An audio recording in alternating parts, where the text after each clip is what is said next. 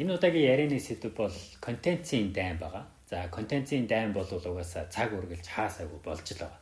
Гэхдээ энэ удаад бол жинхэнэ хүнд жингийнхний хооронд болж байгаагаар онцлогтой. За тэгэхээр Улаанбулангаас Apple бол за бид нар мэдэн тийм үү? 1 тэрлион 140 тэрбум долларын компани.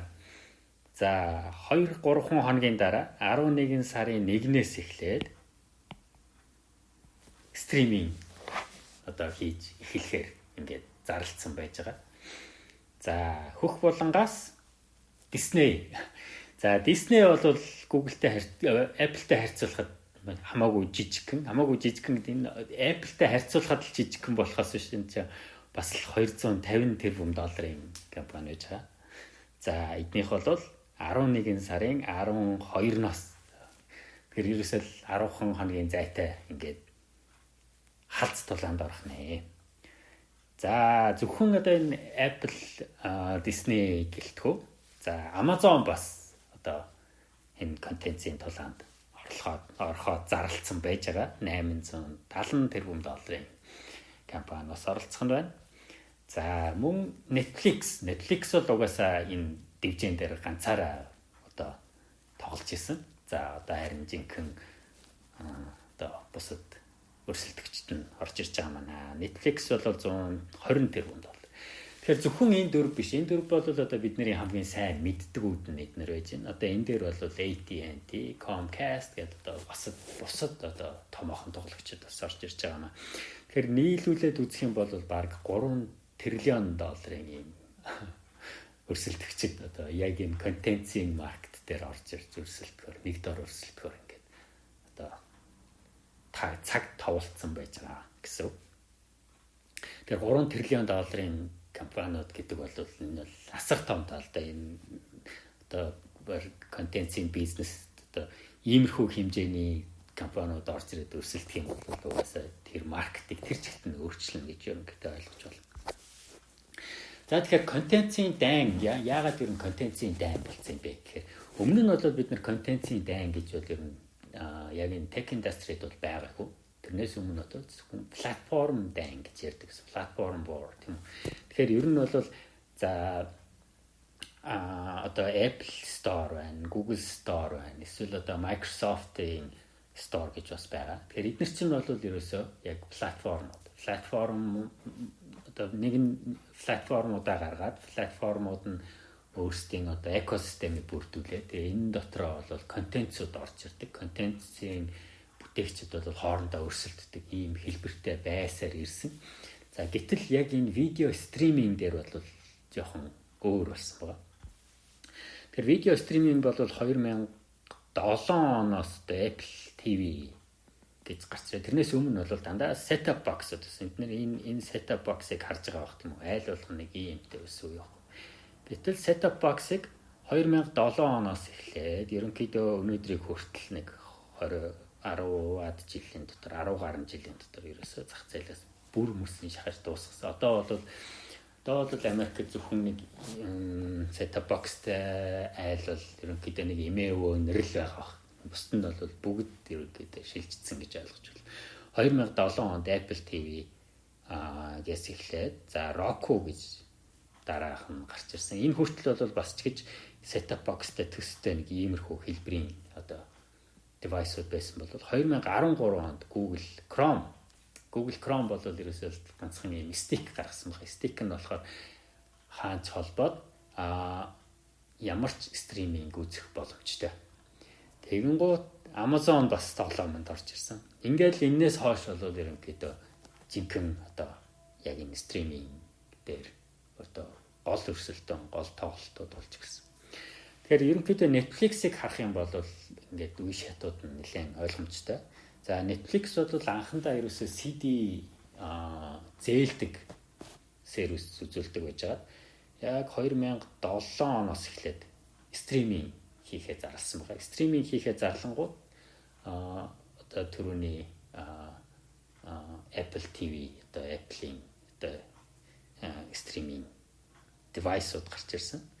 За 2010 оноос эхлээд Канадад лаунч хийсэн.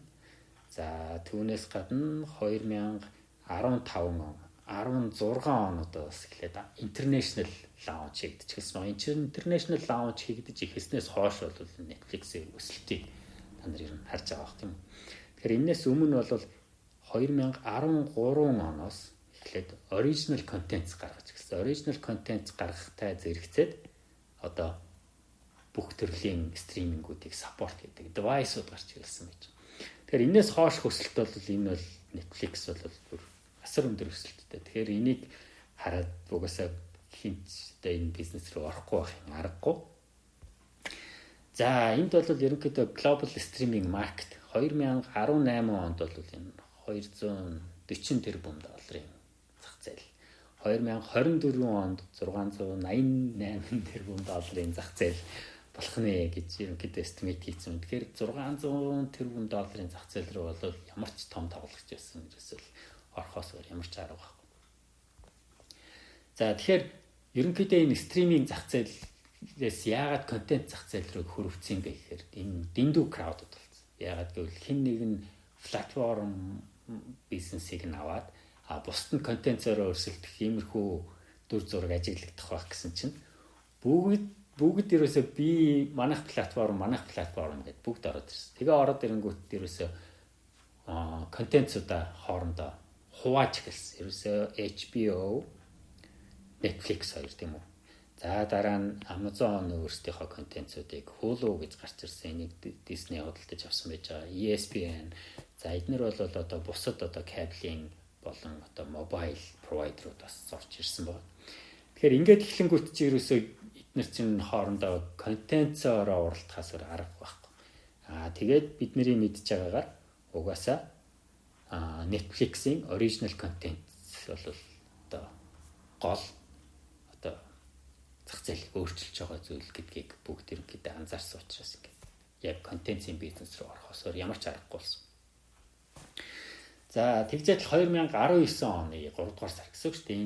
Энэ жил 3 сард Apple-ийн Cook гарч ирээд Google Apple бол одоо ерөөсөө контентын бизнес рүү орлоо гэдгээ зарласан байж байгаа. Тэгэхээр iPhone-оос хойш бол ерөөсөө Apple ямар нэгэн өөрчлөлт ерөөсөө хийгээгүй байхгүй. Ерөөсөө баг 10 гаруй жил зөвхөн iPhone зараад ирсэн.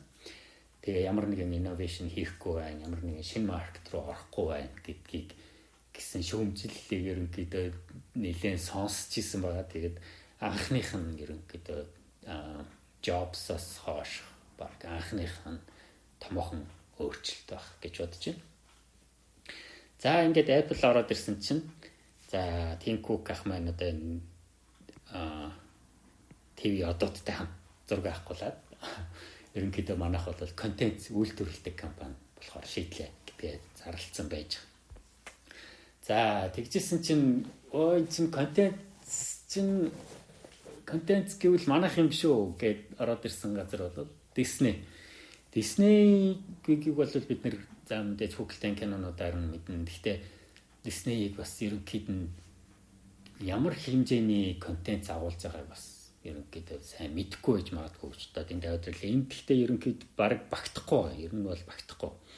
За энэ хэсэгт бол Marvel гэж байна. Marvel гэхээр чи одоо бол бид нар мэдэн тийм үү. За баг насны хүүхдүүд бол ерөөсөө дандаа л Marvel-ийн киноны баатруудын хувцсыг өмсөөгөө эсвэл тэрний тухай яриаггүй хүүхд бол ерөөсөө байхгүй байгаа. За тэрнээс гадна бол 21-р century Fox-ийн контентууд гэх юм бол бас асар том хэмжээний контентууд байж байгаа. Кинонууд байж гэн. За дээр нь бол одоо Fox дотор чинь ESPN-ыг тусад нь гаргацсан байна. За энэ дээр бол ESPN буюу спортын хэсэг байж гэн. За түүнээс гадна Disney дотор энэ маш олон том Disney паркууд байж байгаа. Гэтэл энэ дотор бол Disney Cruise өчүүхэн жижигхэн хэсгийг эзэлж байна. За түүнээс гадна одоо History Channel байна. ABC гэж байгаа. ABC гэдэг нь болохоор news channel-ууд байж байна. За тэгээ бусад одоо Disney-гийн театрууд байж байна. За түүнээс гадна энэ хэсэгт бол За Disney-гийн өөрийнх нь контентууд баг шиг байна тийм үү? Pixar энэ ороод явж байна. Тэгэхээр Disney бол ерөөсөө контентын хувьд бол асар том ийм нөөцтэй. Тэгээд Disney болохоор одоо тэгвэл манайх стриминг бизнес рүү орлоо. Хэрвээ контентоор үзэж байгаа юм бол энэ чи харин манай чаддаг юм биш үү гэдэг байдлаар бол орж ирсэн баг. За тэгэхээр Disney-гийн хувьцааг харж болно. Disney бол ерөнхийдөө за стриминг бизнес рүү орлоо гэдгээ зарласан нь бол энэ байна. Тэгэн гол асар өндөр хүлээлт үүссэн байна. За одоо бол 11 сард ингээд ийм үнэтэйгээр ямар ч байсан стриминг бизнес эхлэх нэ. За өөр ер нь хин энэ контентын бизнес рүү орж байгаа юм бэ гэхээр за Netflix бол мэдээж AT&T гэхээр бол за Америкийн одоо Mobicom гэж бодож болно манайхаар бол за Mobicom болохоор Warner's Media бас асар том контентын одоо үйлдвэрлэдэг компани байгаа. Эднийхийг худалдаж авсан байгаа. За Comcast гэхээр бол за манайхаар бол одоо Unimedia гэсэн үг. Тэгэхээр Comcast-ийнхан болохоор бас энэ бизнес рүү орохоо зарласан байгаа. Apple-ийг бол ярьсан. За Apple бол Oprah болон Steven Spielberg-тэй одоо хамтарч одоо контент үйлдвэрлэнэ гэж хэлсэн байгаа. За Amazon байна. Amazon Prime бол маш сайн мэднэ. Amazon Prime бол Amazon-ыг бол бид нэр сайн мэднэ. Гэхдээ Amazon Prime гэдэг нь бол зөвхөн одоо энэ шопинг хүргэлтээс гадна одоо бас телевизэнд залгаад ийм стриминг хийх боломжтой. Маш олон subscriberтай. Америкта бол маш олон subscriberтай ийм үйлчилгээ хийж байгаа.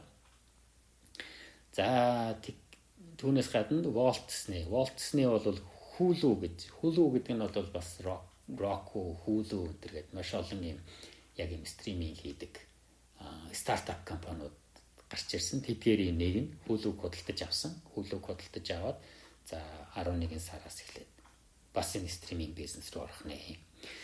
Тэгэхээр ер нь бол одоо яг энэ 11 сараас эхлээл ерөөсөө жинхэнэ дайн эхэлж байгаа гэж бодож байна. За тэгэхээр ийм юм болохоор ер нь юу өөрчлөгдөх вэ гэхээр контент руу орж байгаа мөнгөний хэмжээ асар их болно. За энэ Netflix-ийн original content зарцуулж байгаа мөнгөний хэмжээ байна. 2019 онд саяны зарласнаар нь бол 15 тэрбум долларын контент явах бохоо бичлээ.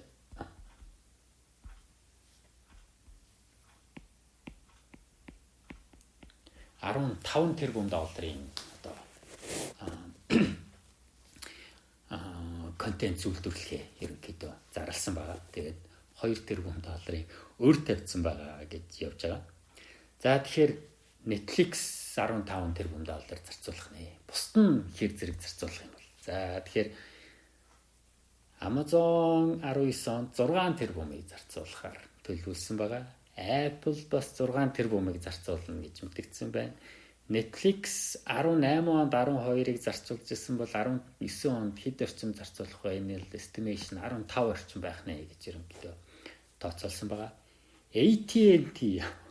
AT&T 14 тэрбум долларыг зарцуулах нэ. Disney 23 тэрбум. Тэр Comcast бас байгаа. Comcast-ыг энэ дээр бол дурддагдаагүйсэн. Гэхдээ Comcast бол бас Disney-тэй дүйцгүүц хэмжээний хөрөнгийг зарцуулах нь гэж тооцоогдсон байгаа. Ямар ч хэлбэрсэн 20 гаруй тэрбум долларын одоо контент үйлдвэрлэхэд зарцуулахаар байна. Тэгэхээр ингээ харах юм бол ерөөсөө энэ бол асар том тоо. Ерөнхийдөө өмнө нь бол энэ яг энэ контент үйлдвэрлэлд орж байгаагүй шин тоглогчид орж ирээд зарцуулж байгаа мөнгөнүүд. За зарим нь яг өмнө байсан нөхдүүд хөрвсөн байгаа. Гэхдээ тэр дундаа бол контент үйлдвэрлэхэд зарцуулж байгаа мөнгөнийхөө хэмжээг асар их хэмжээгээр нэмэгдүүлсэн байж байгаа. За тэгээд энэ хүртэл ерөнхийдөө яваад энэ удаагийнхаа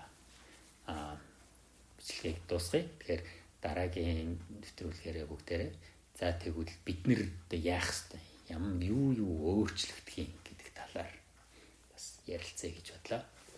За баярлалаа.